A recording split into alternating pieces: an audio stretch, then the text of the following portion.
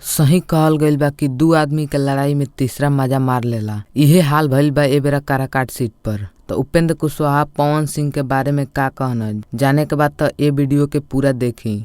चलिए वीडियो शुरू कइल जाओ। हम है भोजपुरिया तड़का और हम सुनावनी भोजपुरी में न्यूज बड़का।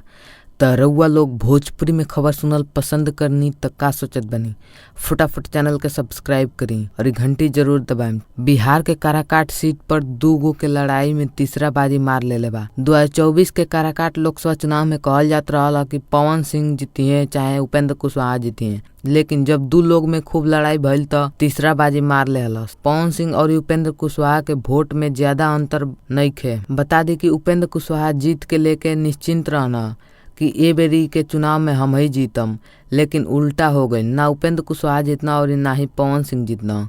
सब बाजी पलट गई। जेकर चर्चा ना होत रहे उ बाजी मार ले गई। यही से कहल जाला कि केहू चुप बा त एकर मतलब नइखे कि उ कुछ ना कर सकेला।